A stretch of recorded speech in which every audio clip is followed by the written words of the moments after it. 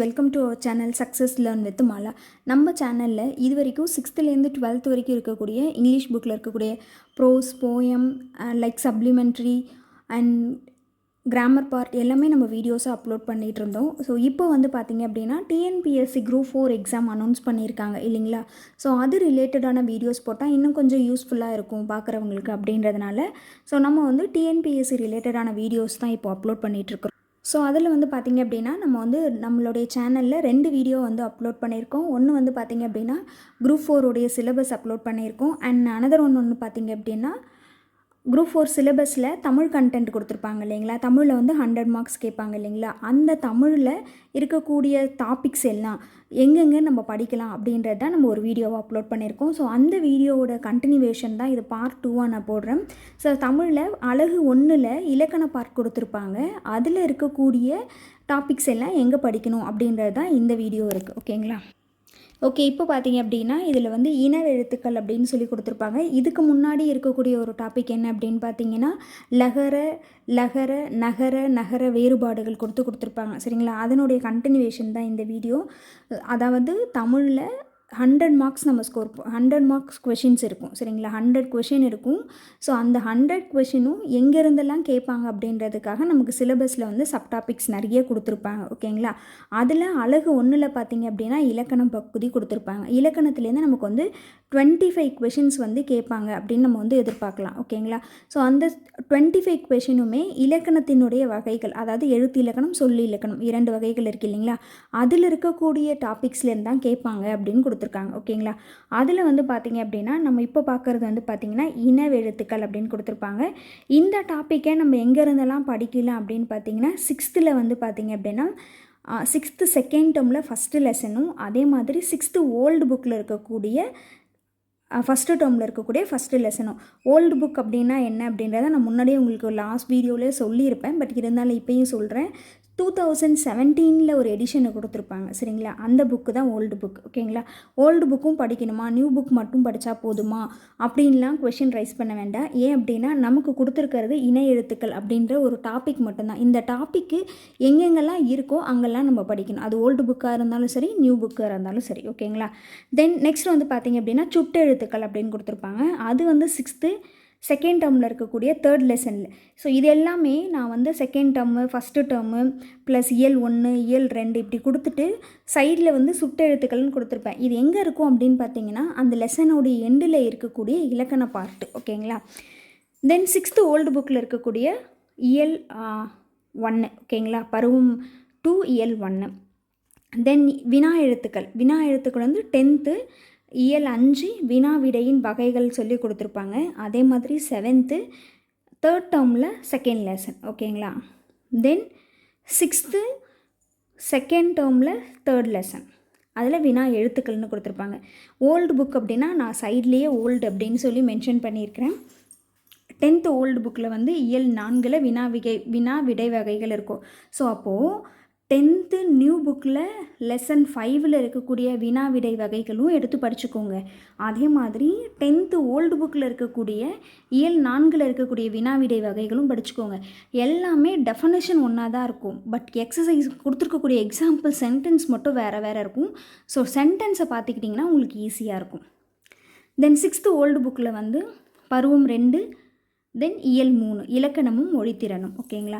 தென் ஒருமைப்பன்மை அறிதல் அப்படின்றது ஒரு டாபிக் இருக்குது. அந்த ஒருமைப்பன்மை அறிதல்லாம் எங்கே படிக்கலாம் அப்படின்னு பார்த்தீங்கன்னா 8th இயல் 1, இயல் 9 அது 2த்துலேயும் இருக்கக்கூடிய இலக்கண பார்ட்டு. 12th இயல் 2.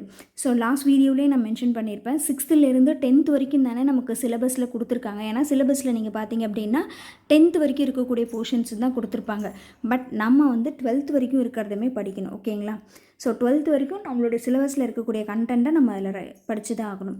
தென் 9th ஓல்டு புக்கில் இருக்கக்கூடிய 3rd டேர்மில் இருக்கக்கூடிய ஃபர்ஸ்ட் லெசன் பெயரெச்சமும் மூவிடை பெயர்களும்.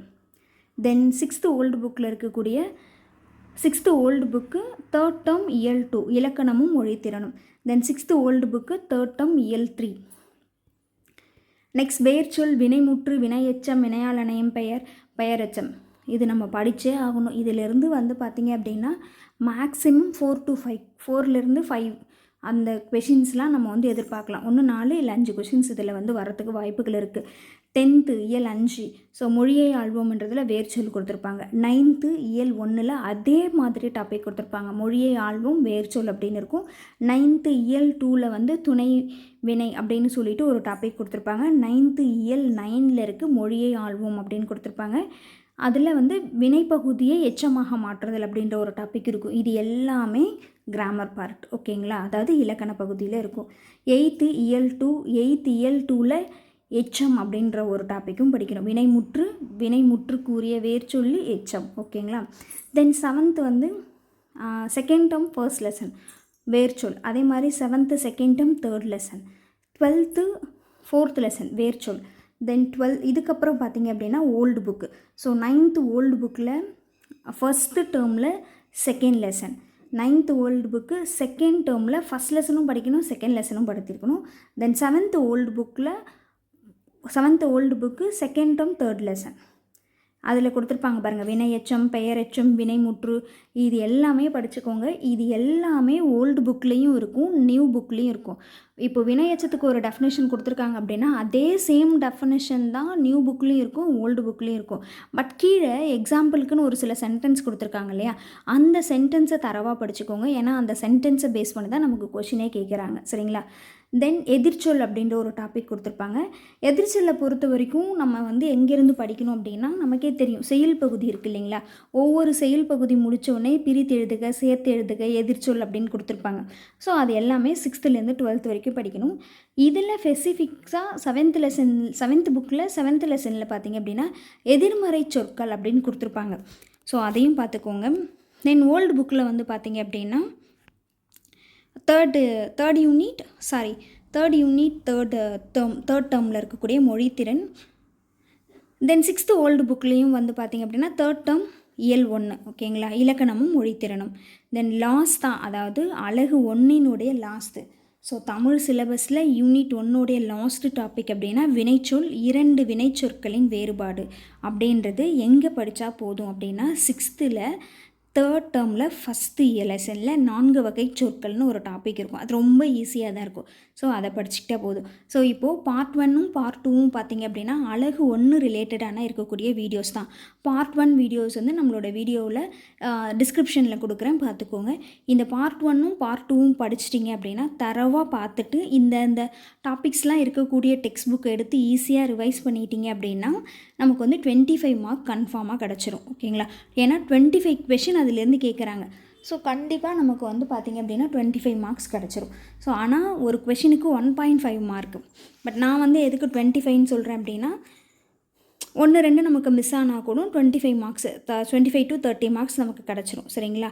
நீங்கள் வந்து 6th 12th வரைக்கும் அப்படியே எடுத்து புக்கு கடன்னு 6th புக்கு முடிச்சிட்டேன், 7th புக்கு முடிச்சிட்டேன், 8th புக்கு முடிச்சிட்டேன் அப்படின்றத விட இந்த மாதிரி சிலபஸை பக்கத்தில் வச்சுக்கிட்டு யூனிட் வைஸ் நீங்கள் படிக்கும்போது இன்னும் கொஞ்சம் உங்களுக்கு ஈஸியாக இருக்கும்னு நினைக்கிறேன். ஸோ தேங்க்யூ ஃபார் வாட்சிங்.